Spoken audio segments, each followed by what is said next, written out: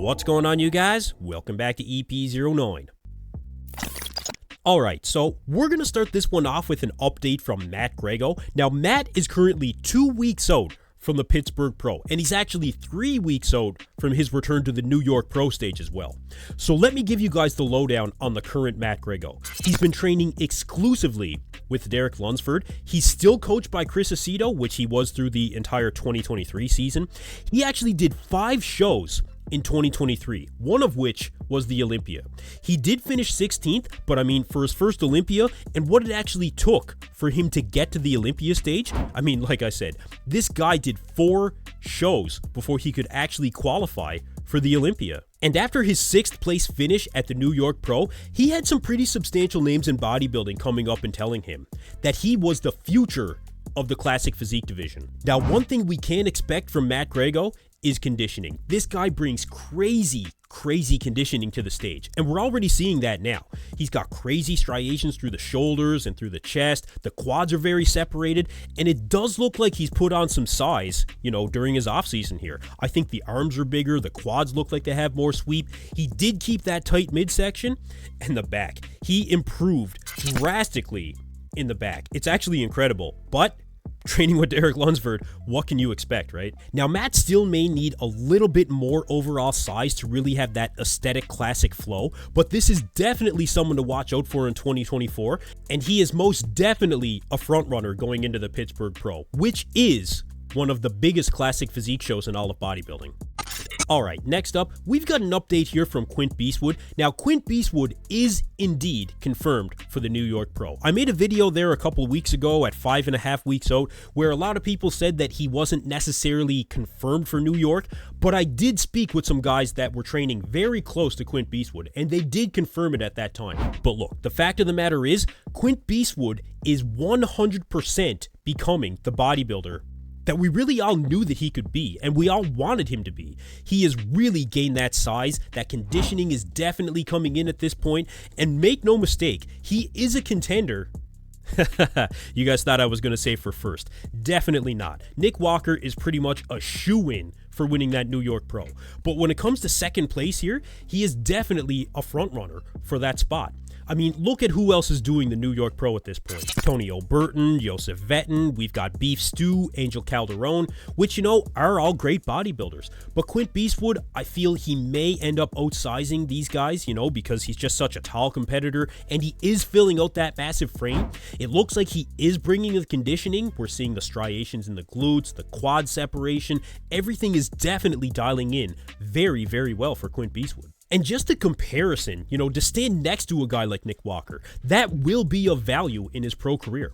Now, he did say that he will continue to compete, and the goal this year is to get on that Olympia stage. So you guys let me know in the comments below if you think this version of Quint Beastwood has what it takes to get to the 2024 Olympia. Alright, next up, speaking of Beef Stu, we've got an update here that Stu dropped on his YouTube. I will put the entire video in the description for you guys below, but this was actually taken at 3.5 weeks out, which actually doesn't matter at all, because Stu has been ready since around 8 weeks out, I believe. He's really just been maintaining this level of conditioning. Now, I don't know if that's going to work in his favor or if it's just something that kind of happened when it came to his diet, but either way, he is looking very impressive here. We're definitely seeing improvements in overall muscularity, but the big thing that jumped out to me when it came to improvements from Beef Stu is that muscle maturity. Look at the hardness through the shoulders and the arms, you guys. This is not what we saw from Beef Stu last year.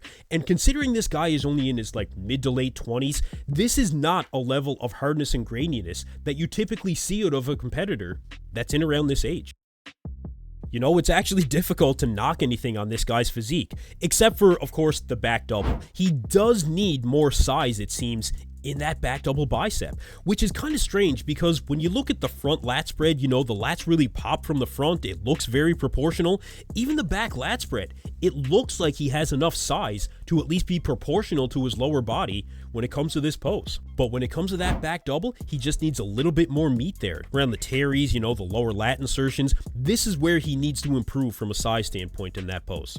But of course, that is only one pose of 8 of the mandatory poses. So I do think that he's going to do very well in New York, and I do think that he'll continue to compete more than once this season. So you guys let me know what you think about this version of Beef Stu, and let me know if you think this version of Beef Stu can make it to the Olympia. Alright, last up, we've got an update here from Chris Bumstead. Now, it's hard to believe, you guys, but Chris Bumstead is currently preparing to defend his Olympia title for the 6th consecutive time. This is without a doubt the most dominant champion in all of Classic Physique history. And you know, it's good to see we are seeing more updates from Cbum in this offseason than we've seen in previous years. But you know, one of the questions really is, why are we seeing more of those updates? Honestly, I think the reason is because typically Cbum just got way out of shape in the offseason. He would go completely off everything. He certainly wouldn't carry a physique that was reminiscent of what you would expect of a Mr. Olympia. But this time around, we are seeing a very impressive version of Chris Bumstead in the offseason. He's definitely maintaining really good size, he's maintaining really good conditioning, and I actually think that he's pushing to make more improvements this offseason than he really did previously. And I think one of the big reasons behind this is because Chris Bumstead knows that this year will be his most difficult title defense. You know, he always said that guys like Ramon Dino and Urs Kalasinski really pushed him to be a better competitor, but I mean, the guy always got out of shape in the offseason. And when you're that far out of shape, you are not making substantial improvements. It's just the way that it works. Honestly, I think part of the influence was seeing Wesley Vissers this year. Not just the physique that Wesley brought to the stage, but the fact that Wesley Vissers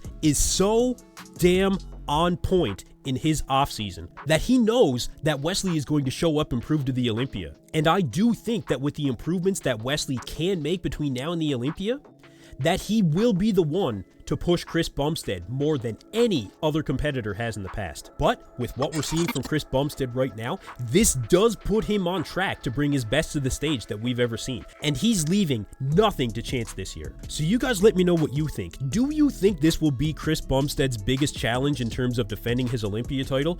Or do you really think that we'll see like we've seen in previous seasons, where he just shows up, he's definitely better than he was last year, maybe not substantially better, but definitely better, and just walks home with the title? You guys let me know below. Anyway, that's it for me in this video, you guys. Thank you for tuning in to EP09. Be sure to like and subscribe.